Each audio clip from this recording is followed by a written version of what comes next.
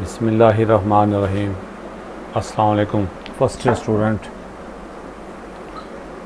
12.2 exercise हमने मुकम्मल की और फिर 12.3 मुकम्मल की। आज 12.4 की थ्योरी की हम बात करने लगे हैं। 12.4 की थ्योरी, इसमें जो टॉपिक दे रखा है उसका नाम है ओब्लिक ट्राइंगल, यानी ऐसी ट्राइंगल जिसमें एंगल 90 डिग्री ना हो। आप देख सकते हैं ये इक्वलिटी ट्राइंगल है, ये हमारे पास ऑब्ट्यूज ट्राइंगल है, एक्यूट ट्राइंगल है, सॉरी, ये हमारे पास ऑब्ट्यूज ट्राइंगल है। तो a triangle which is not right is called oblique triangle. ऐसी ट्राइंगल जिसमें एंगल 90 डिग्री ना हो उसे हम ओब्लिक ट्राइंगल कहते हैं। फॉलोइंग आर नॉट राइट, क्योंकि ये तीनों जो हैं जो दे रखी हैं राइट नहीं है, 90 नहीं है, लिहाजा ये इनमें से यानी ये भी ओब्लिक है, ये भी ओब्लिक है और ये भी ओब्लिक है। We have learn the method of solving right triangle. हमने पहले पढ़ चुके हैं और राइट ट्राइंगल को सॉल्व करने का तरीका 12.2 में पढ़ा हमने। However in solving oblique triangle we have to make use of the relation.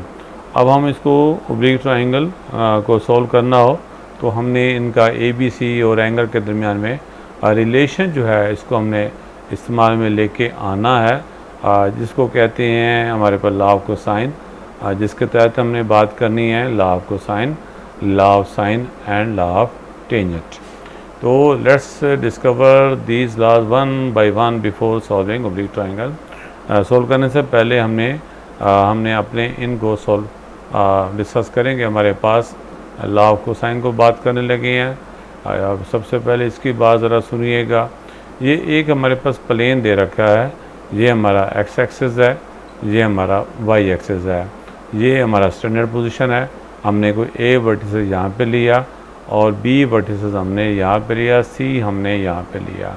तो ए के सामने वाली जो BC जिसकी लेंथ है उसको सिमालर ए से डिनोट करते हैं और बी वर्टिसेस के सामने वाली इस लेंथ को, इस ट्राइंगल की इस लेंथ को सिमालर B से डिनोट करते हैं और कैपिटल C के सामने वाली लेंथ को ट्राइंगल की सिमालर C से डिनोट करते हैं।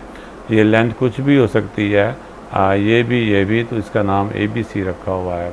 तो इसमें जो A है इसको हमने स्टैंडर्ड पोजीशन पे लिया है, यानी यहाँ पर S की वैल्यू भी 0 है और Y की वैल्यू भी 0 है। अब हमने इसका नाम कैपिटल C रखा हुआ है। इसका जो हॉरिजॉन्टल कंपोनेंट है वो सिमालर B है, क्योंकि इसका हॉरिजॉन्टल डिस्टेंस आपके पास क्या है वो हमारा B है और एक्स एक्सिस पर Y की वैल्यू 0 हुआ करती है। अब हमने B के कोऑर्डिनेट्स मालूम करने हैं जो कि C cos alpha C sin alpha आते हैं। उसको ज़रा समझिएगा। इसको समझने से पहले इस राइट एंगल ट्राइंगल पे आइएगा। अगर हमारे पास ये कोई पॉइंट हमने लिया हुआ है प्लेन में तो इसके कंपोनेंट हैं x और y, ये हॉरिजॉन्टल, ये हमारा वर्टिकल। लेट कर लेते हैं ये इसका r, डायरेक्ट डिस्टेंस हमारे पास r है। याद होगा बेस ओवर हाइपोटेन्यूज को हम कोसाइन कहते हैं और x over r, base over hypotenuse, x over r cos alpha और r को मल्टीप्लाई कर दिया, यानी r cos अल्फ़ा। इसका s की जगह पे हम लिख सकते हैं r cos अल्फ़ा।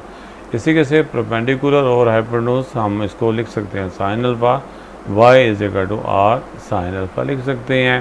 तो इसको ज़रा समझिएगा, s की जगह पे r cos अल्फ़ा और y की जगह पे r sin अल्फ़ा।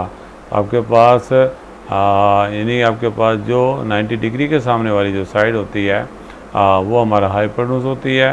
तो आपके पास हाइपोटेन्यूज कोसाइन अल्फ़ा और hypotenuse sine alpha. X component क्या होगा याद रखिएगा, हाइपोटेन्यूज कोसाइन अल्फ़ा और हाइपोटेन्यूज साइन अल्फ़ा। तो अब आप इसको देखिएगा, B से अगर हम यहाँ पर सीधा यहाँ पर परपेंडिकुलर ड्रा करते हैं तो एक राइट एंगल ट्राइंगल बनती है। इस राइट एंगल ट्राइंगल में ये जो C हमारे पास है वो आपका हाइपोटेन्यूज कहलाता है। तो इसके कंपोनेंट बन जाएंगे हाइपोटेन्यूज cos अल्फ़ा और हाइपोटेन्यूज साइन अल्फ़ा। हाइपोटेन्यूज चूँकि C है तो C cos alpha C sin alpha. इस तरीके से ये हमारे पास कंपोनेंट आ जाते हैं, B के कंपोनेंट आ जाते हैं। तो आप याद रखिएगा हमारे पास A से C की लेंथ को B और C हमारे पास एक्सेस पे पॉइंट लिया हुआ है। ये कोऑर्डिनेट में बताए हैं जो मैं पहले बता चुका हूँ। तो कोऑर्डिनेट्स भी हमने मालूम कर ली हैं, C cos अल्फ़ा और सी साइन अल्फ़ा। सी के कोऑर्डिनेट्स भी दे रखे हैं बी और 0। अब डिस्टेंस फार्मूला लगाएंगे। बी से सी की लेंथ को हमने ए से डिनोट किया हुआ है। आप देखिएगा हमारे पास बी से सी की लेंथ को हम मालूम करने का फार्मूला याद होगा। कैसे करते थे? ये हमारे पास जो हॉरिजॉन्टल कंपोनेंट है इसके डिफरेंस का स्क्वायर प्लस वर्टिकल कंपोनेंट के डिफरेंस का स्क्वायर।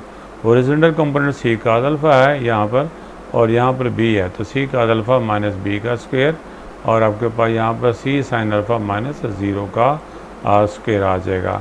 अब हम इसको एक्सपेंड कर लेते हैं, मुरब्बा खोल लेते हैं, एक्सपेंड कर लेते हैं। फर्स्ट टर्म का स्क्वायर प्लस सेकेंड टर्म का स्क्वायर, अब माइनस 2bc cos अल्फ़ा, और ये सिंगल टर्म है, ये हमारे पास आ जाएगा सी स्क्वायर साइन स्क्वायर अल्फ़ा आ जाएगा। अब यहाँ से सी स्क्वायर यहाँ पे भी है, सी स्क्वायर यहाँ से भी है, हम कॉमन ले लेते हैं और बाकी टर्म को वैसे लिख लेते हैं। cos square alpha plus sine square alpha ये 1 होता है, तो लिहाजा हमारे पास आ जाएगा ए स्क्वायर। बी सी की जगह पर हमने ए लिख दिया, यानी आपके पास बी से सी की लेंथ को आप हम ए से डिनोट किया हुआ है, आप बी सी लिख लें या ए लिख लें। तो इस तरीके से हमारे पास ये फार्मूला ये आ गया है, A square is equal to C square plus B square minus 2bc cos alpha. और अगर हम यहाँ पर आपके पास जो आपको याद होगा, अगर हमने स्टैंडर्ड पोजीशन में ए की बजाय बी ले लेते हैं तो फिर हमारे पास वो आ जाएगा बी इसका square is equal to C square plus A square minus 2ac cos beta आ जाएगा। इसी के से हमारे पास ये आ जाएगा। अब हम फर्दर इसकी मॉडिफिकेशन करने लगे, कैसे ज़रा समझिएगा। हमने ये फार्मूला प्रूव किया है, इस रकम को हम इस साइड पे ले आते हैं और ए स्क्वायर को हम इस साइड पे ले आते हैं, तो 2bc से हमने जब डिवाइड कर देते हैं तो हमारे पास ये फार्मूला आ जाता है। cos अल्फ़ा हो जाएगा इसके बराबर, इस तरीके से cos बीटा और cos गामा इनके बराबर हो जाएगा। अगर आप यहाँ पर ज़रा ध्यान कीजिएगा, अगर यहाँ पर अल्फ़ा 90 डिग्री होता, आप ये डायग्राम में देखिएगा, अगर ये आपके पास एंगल 90 डिग्री होता तो ये इसके अलॉन्ग आ जाता, तो ये आपका राइट एंगल ट्रायंगल बन जाती। राइट एंगल ट्रायंगल के मुताबिक ये फिथागोरस थ्योरम हमारे पास आ जाता। वो क्या था, बी का स्क्वायर प्लस सी का square is equal to A square. अगर यहाँ पर एंगल 90 डिग्री होता तो आपके पास 90 डिग्री होने से cos 90 0 हो जाएगा, आ जाएगा A square is equal to C square plus B square आ जाएगा। तो हमने यहाँ पर लिख दिया, इसी तरीके से ये हमारे पास आ जाएंगे। तो ये हमारा इम्पॉर्टेंट फार्मूला है, इसको आप ज़रा समझिएगा।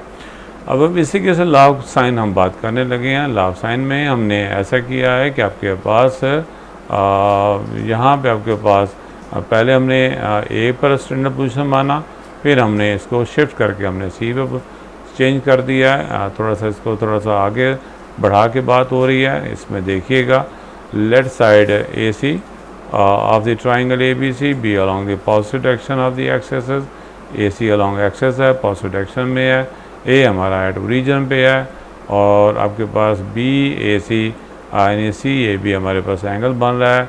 और इस तरीके से ए बी की लेंथ को सी कह सकते हैं, ये ए बी की लेंथ को सी कह दिया, और बी सी की लेंथ को ए कह दिया, और ए सी की लेंथ को हमने बी कह दिया यहाँ पे।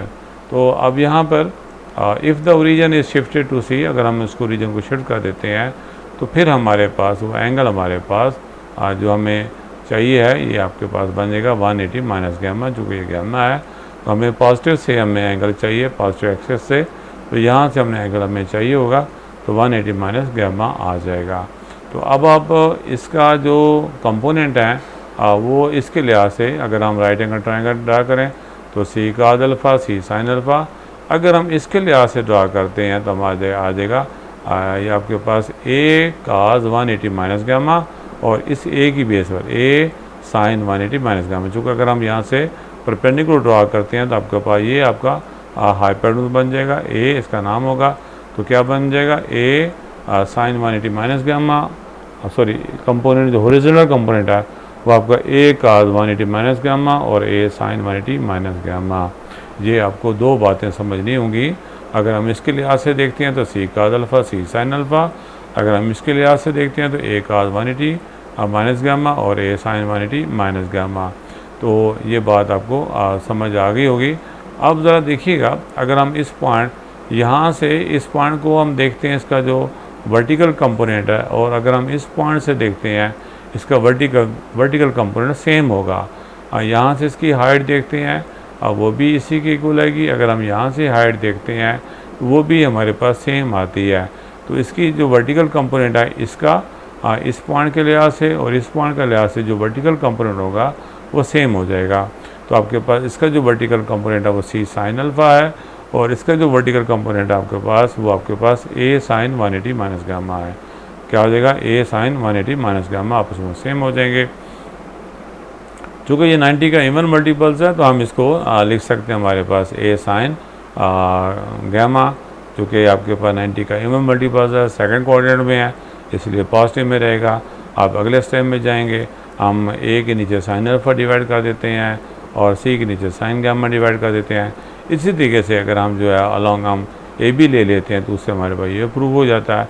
इन दोनों को मिला के लिखते हैं तो हमारे पास ये फाइनली प्रूव हो जाता है A over sine alpha is equal to B over sine beta is equal to C over sine gamma.